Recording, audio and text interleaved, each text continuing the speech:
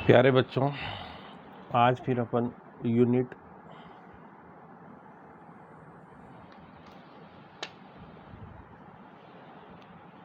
जो अपनी शेष रह गई थी, जिसमें मैंने कल आपको पढ़ाया था यूनिट नंबर 7 और अध्याय 9, 10, 11 इनके जो अपन को बड़े वाले प्रश्न 4 अंक वाले प्रश्न हल करना थे। 4 अंक वाले प्रश्न उनको मैं आपको हल करना सिखा रहा हूँ। पहला प्रश्न है, वायुयान किस सिद्धांत पर कार्य करता है, स्पष्ट कीजिए। देखो बच्चों, वायुयान किस सिद्धांत पर कार्य करता है,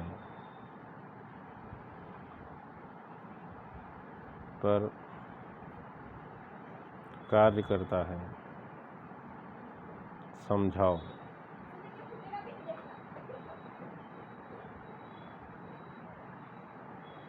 ठीक है, ये वाला प्रश्न 4 अंक में पहला ही है इसका फर्स्ट प्रश्न। तो देखिए बच्चों, वायुयान किसके सिद्धांत पर कार्य करता है, आप लोगों ने देखा था वायुयान बर्नौली के सिद्धांत पर कार्य करता है।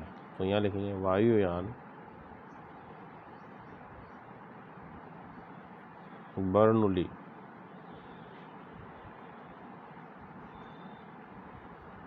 के सिद्धांत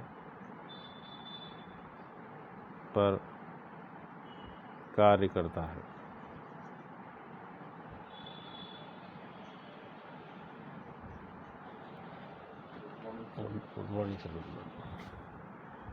अब जब वायुयान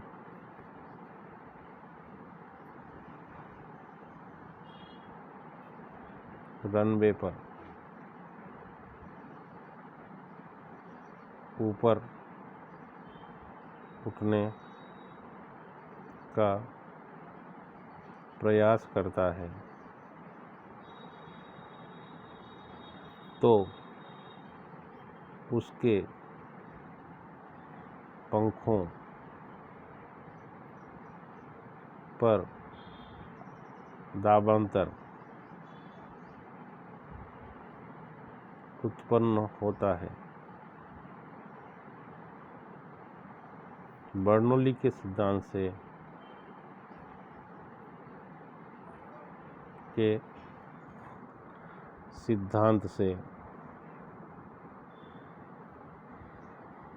P1 1/2 dV square is equal to P2 plus 1/2 dV2 square. अब यहाँ P1 minus P2 equal to 1/2 dV2 square minus 1/2 dV1 square. P1 minus P2 equal to 1/2 dV2 square minus V1 square. इस प्रकार P2 का मान अधिक होने पर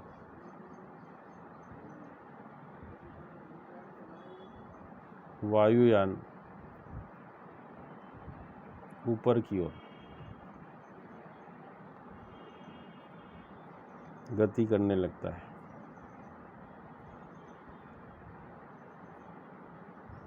तथा P1 का मान अधिक होने पर नीचे की ओर गति करता है।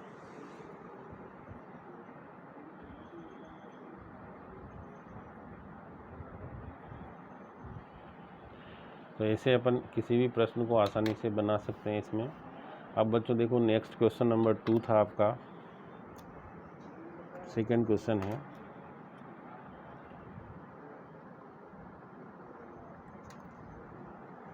स्टोक का नियम लिखो।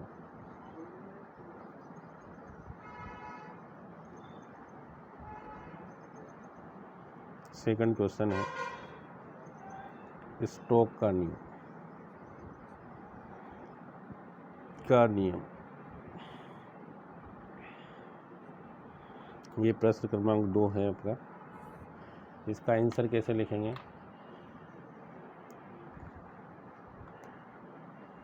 देखो बच्चों, यदि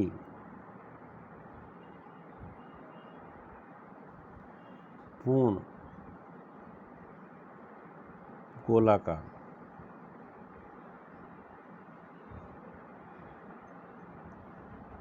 वस्तु को अनंत विस्तार वाले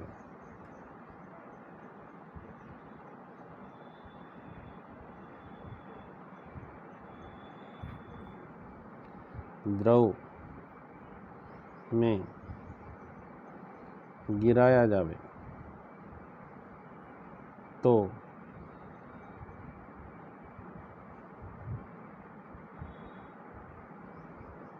वस्तु पर लगने वाले बल F का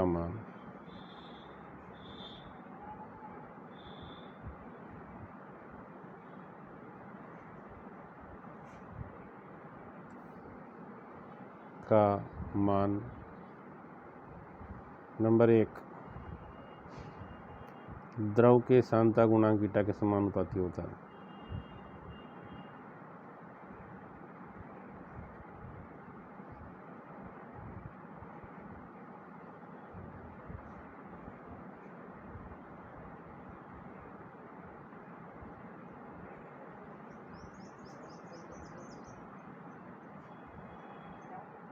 F समानुपाती 2।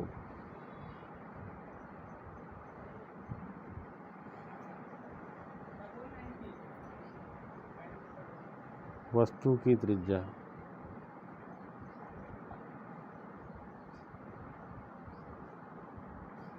R के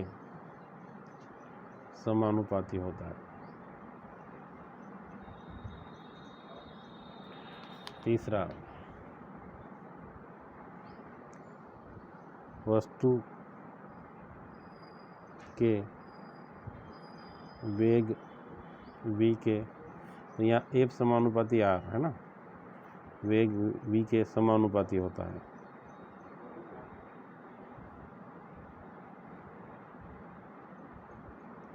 यहाँ F समानुपाती सभी को मिला दें, सभी को मिलाने पर कितना आ जाएगा बच्चों? F समानुपाती ईटा आर वी, या F बराबर के ईटा आर वी, या F बराबर 6 पाई ईटा आर वी। यही स्टोक का नियम है। किसका नियम है? ये स्टोक का नियम है। तो आप ऐसे इस प्रश्न को बहुत आसानी से हल कर सकते हैं। अगला प्रश्न जो कि बहुत महत्वपूर्ण है, बिना आपको कुछ किए ही ये प्रश्न पर एग्ज़ाम में लिखना है, ज़रूर परीक्षा में आएगा ये, क्योंकि हम कल से इस प्रश्न को आप लोगों को हल करवाने का कोशिश कर रहे हैं, पर ये हल नहीं हुआ है ना। बार बार वीडियो बनाते कुछ न कुछ डिस्टर्बेंस हो जाता है। ये बहुत महत्वपूर्ण प्रश्न है। बूंद के द्रव की बूंद के अंदर, द्रव की बूंद के अंदर अतिरिक्त दाब का व्यंजक ज्ञात करो। व्यंजक ज्ञात करो, बहुत इंपॉर्टेंट क्वेश्चन है। देखो बच्चों, द्रव की बूंद ऐसी रहती है, मान लीजिए द्रव की बूंद है, इसकी त्रिज्या कितनी है R। इसमें दाब लगाने के कारण इसकी बूंद बड़ी होकर के ऐसी हो गई है, इसकी त्रिज्या कितनी बढ़ गई है? Del R। तो क्या लिखें? माना द्रव की बूंद की त्रिज्या कैपिटल R है तथा दाब के कारण इसकी त्रिज्या कितनी हो गई, r प्लस डेल आर हो जाती है। ठीक है, तब द्रव द्वारा किया गया कार्य, द्रव द्वारा किया गया कार्य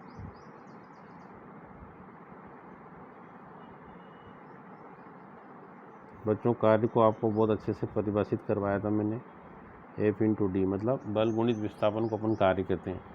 अब देखो F हमने पढ़ा था पीछे, इसको थोड़ा सा अपन समझना पड़ेगा कि दाब बराबर कितना होता है, बल बटा क्षेत्रफल। तो बल बराबर कितना हो जाएगा, दाब गुणित क्षेत्रफल। क्योंकि द्रव की बूंद एक गोला है तो गोले का क्षेत्रफल कितना होगा, 4 पाई आर स्क्वायर।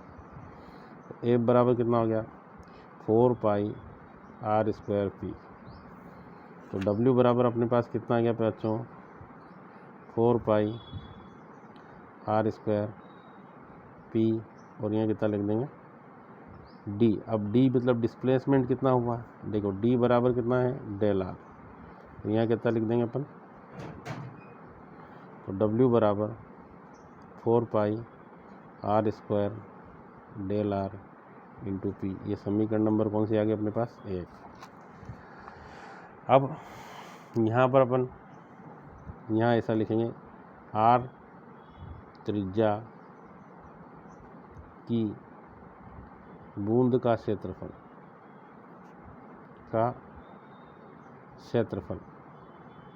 कितना आएगा बच्चों, 4 पाई आर स्क्वायर। यहाँ लिखेंगे आर प्लस डेल आर, त्रिज्या की बूंद का क्षेत्रफल कितना आ जाएगा, 4 pi r plus del r का होल स्क्वायर। अब क्षेत्रफल में वृद्धि,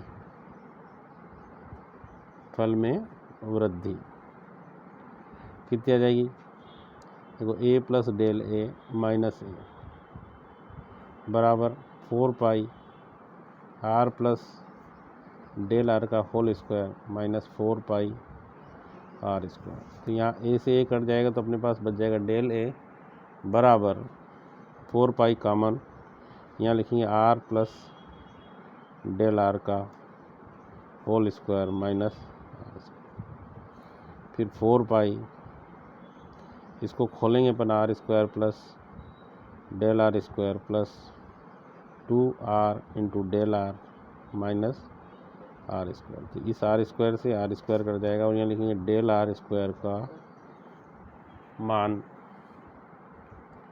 अत्यंत कम होने के कारण, कम होने से इसकी उपेक्षा करने पर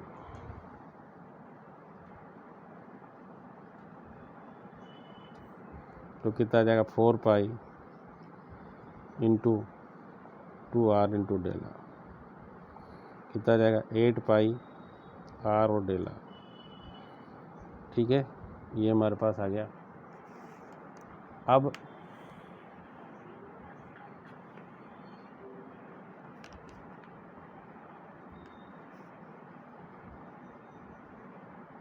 पृष्ठ तनाव की परिभाषा से या पृष्ठीय ऊर्जा की परिभाषा से क्या होता है, W equal to del A into T. ये T पर पृष्ठ तनाव है। W का मान समीकरण 1 से अपन ने निकाला था, 4 pi r square del r p is equal to, यहाँ लिखेंगे डेल A का मान आया अपने पास 8 pi r into del r into t. तो देखो बच्चों, यहाँ से पाई से 5 कट गया, 4 से 8 से 2 आ जाएगा, इस आर स्क्वायर से ये आर कट जाएगा, डेल आर से डेल आर कट जाएगा, तो अपने पास बचा पी, यहाँ r into p is equal to 2t या p is equal to 2t upon r. यही बूंद के अंदर अतिरिक्त दाब का व्यंजक है। तो ये बहुत इम्पोर्टेंट क्वेश्चन है। यदि आपको नहीं समझ में आए तो फिर आप मेरे से बात कर सकते हैं, ज़रूर याद करें, बहुत बहुत इम्पोर्टेंट प्रश्न है। अगला प्रश्न फिर अपन देखते हैं। नेक्स्ट जो अपना क्वेश्चन है वो है अब एक न्यूमेरिकल देखिए, चौथा है फोर्थ न्यूमेरिकल। क्या कहा उसने न्यूमेरिकल में? न्यूमेरिकल में देखना आप फोर्थ वाला, कि किसी आदर्श वायुयान के प्रेक्षण में वायु सुरंग के भीतर पंखों के ऊपर और नीचे पृष्ठ पर वायु का प्रवाह इतना और इतना दे रखा है। दोनों प्रकार का प्रवाह दे रखा है, मतलब V1 इक्वल टू आपको दे रखा 70 मीटर प्रति सेकेंड और V2 इक्वल टू दे रखा है आपको 63 मीटर प्रति सेकेंड। ठीक है। पंखों का क्षेत्रफल दैट मीन्स A बराबर दे रखा आपको कितना है 2.5 मीटर स्क्वायर और आपको वायु का घनत्व दे रखा है D इक्वल टू 1.3 kg प्रति मीटर क्यूब। हमको क्या निकालना है? तो उत्प्लावक बल ज्ञात करो, मतलब F इक्वल टू अपन को ज्ञात करना है। ठीक है ना बच्चों। अभी हाल मैंने वायुयान का सिद्धांत पढ़ाया था आपको, यहाँ लिखेंगे बर्नौली के सिद्धांत से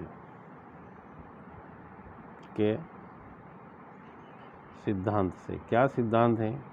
P1 प्लस 1/2 dV1 स्क्वायर बराबर P2 प्लस 1/2 dV2 स्क्वायर। यहाँ लिखेंगे P1 माइनस P2 बराबर 1/2 dV2 square minus 1/2 dV1 square बराबर 1/2 d कॉमन ले लेंगे V2 square minus V1 square, और ये P1 माइनस कितना है बच्चों? P2। अब आप लोगों को मैंने पढ़ाया था कि दाबांतर बराबर कितना हो जाएगा? बल बटा क्षेत्रफल। ठीक है ना। तो F बराबर कितना आ जाएगा? P1 माइनस P2 इंटू कितना आ जाएगा बच्चों? ठीक है। तो हम अब यदि इस P1 P2 की जगह मान रखेंगे तो कितना आ जाएगा? F अपान A बराबर 1/2 d V2 square minus V1 square. यही मान रखना अपन को केवल। ठीक है। तो F बराबर 1/2 A d V2 square minus F equal to 1/2 A की वैल्यू बताइए। A का मान कितना था? 2.5। D का मान कितना है? 1.3। फिर यहाँ बड़ा ब्रैकेट बनाएंगे 70 का स्क्वायर माइनस 63 का स्क्वायर 1/2, यहाँ वैसे 25/10 या 13/10 गुणा कर लो 70 प्लस 63 और 70 माइनस 63 मतलब 7, है ना। ऐसा कर सकते हैं। तो कितना आ जाएगा?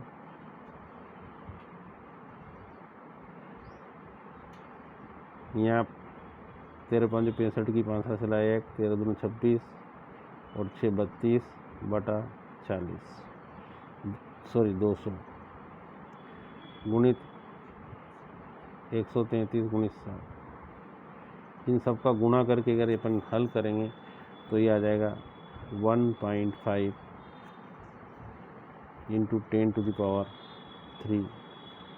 न्यूटन। इस प्रकार से हमने क्या निकाल लिया? इसके ऊपर बल निकाल लिया। ठीक है ना। यहाँ थोड़ा सा मिस्टेक अपन ने V2 और V1 तो ये माइनस हो जाएगा केवल। यहाँ इसको यहाँ 63 यहाँ रखना है और 70 यहाँ रखना, तो ये माइनस आ जाएगा बस। ठीक है ना। तो ये बल जो आएगा अपना कैसा आएगा बच्चों? माइनस में आएगा, तभी ऊपर की ओर कार्य करेगा। अगला है क्वेश्चन नंबर 5। क्वेश्चन नंबर 5 को अपन बताते हैं।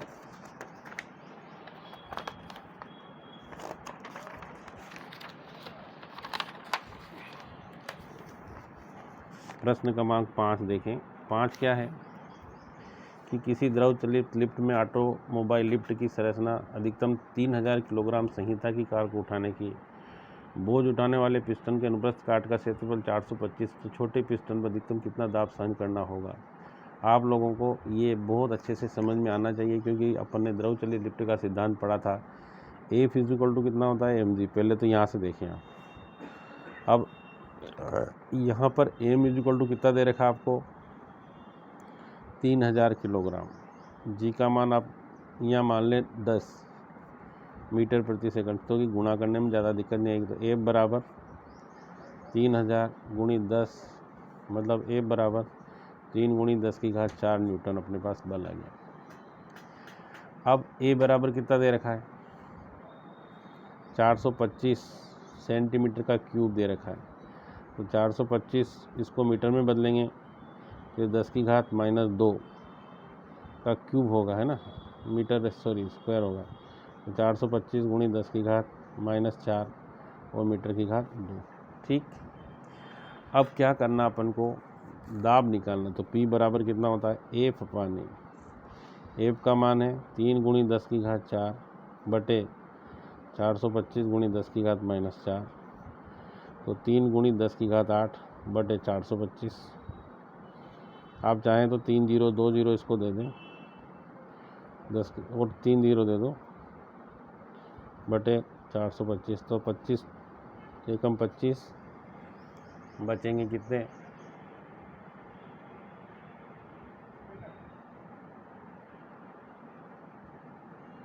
17 175 25 नम 175 25 नम 100 या 25 एकम 25 5 25 दूनी 50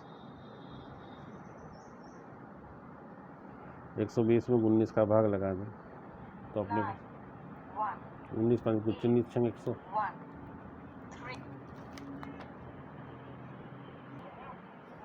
तो बच्चों 120 में 19 का डिवाइडेशन करेंगे, 19 5 95 19 छंग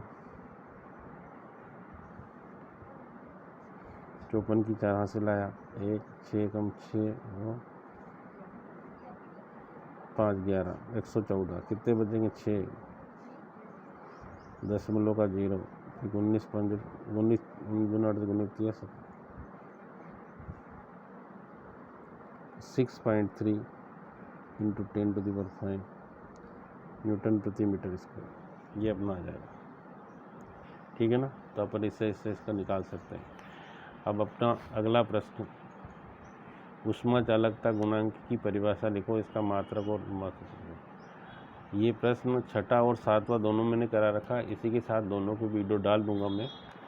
7वां क्वेश्चन और आप देख लें। 7वां क्वेश्चन है रेखीय प्रसार गुणांक से क्या तात्पर्य है। क्षेत्रीय प्रसार गुणांक, क्षेत्रीय प्रसार से ना, देखो बच्चों क्षेत्रीय प्रसार किसे कहते हैं। पहले क्षेत्रीय प्रसार, इसको आप समझें। क्षेत्रीय प्रसार में यदि किसी वस्तु का ताप बढ़ाने पर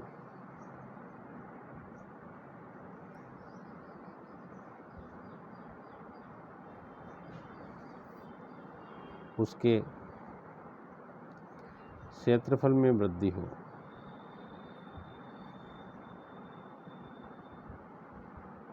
तो उसे क्षेत्रीय प्रसार कहते हैं।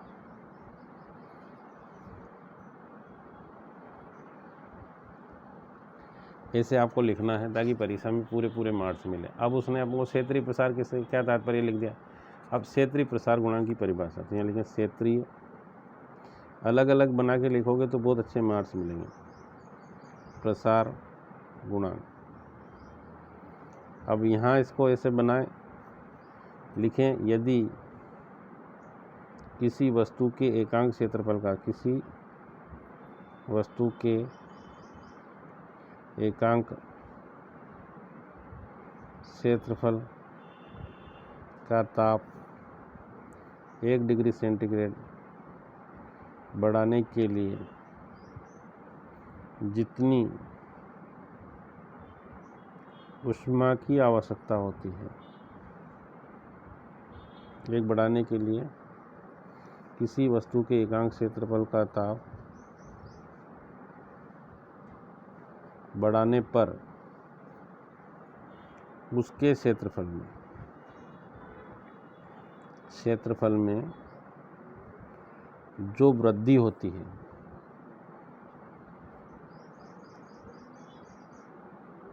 उसे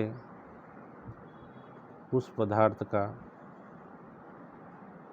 क्षेत्रीय प्रसार गुणांक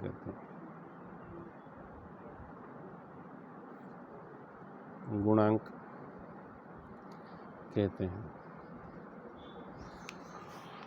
अब यहाँ लिखेंगे इसे बीटा से दर्शाते, बीटा बराबर del A upon A into del T. इसका मात्रक देखें, मात्रक आएगा प्रति डिग्री सेंटीग्रेड। उसने पूछा विमा सूत्र लिखो, तो बच्चों परिभाषा है ना, हो गया सूत्र और मात्रक। सूत्र तो ये हो ही गया, मात्रक ये हो गया, परिभाषा होगी। तो इस प्रकार से अगर 4 अंक में आएगा तो 1 अंक यहाँ से मिलेगा, 1 अंक यहाँ से मिलेगा, 1 अंक यहाँ से मिलेगा और 1 अंक यहाँ से मिलेगा। तो बच्चों 4 अंक का जब प्रश्न आता है तो उस प्रश्न को ऐसे लिखेंगे तो अपन को पूरे मार्क्स मिलते हैं। अदरवाइज जैसे अपने एक ही साथ मिला के लिख दिया तो बहुत सारे जो चेक करने वाले होते हैं वो नंबर का बाइफरकेशन नहीं करके वो एवरेज मार्क्स जैसे 3 नंबर दे दिए तो आपको बहुत बड़ी समस्या उत्पन्न हो जाती है। हम कहते हैं हमने लिखा तो पूरा है पर हमने बाइफरकेशन नहीं किया। जब तक आप प्रश्नों का वाइपर नहीं करोगे तब तक मार्क्स पूरा नहीं मिलेगा। धन्यवाद।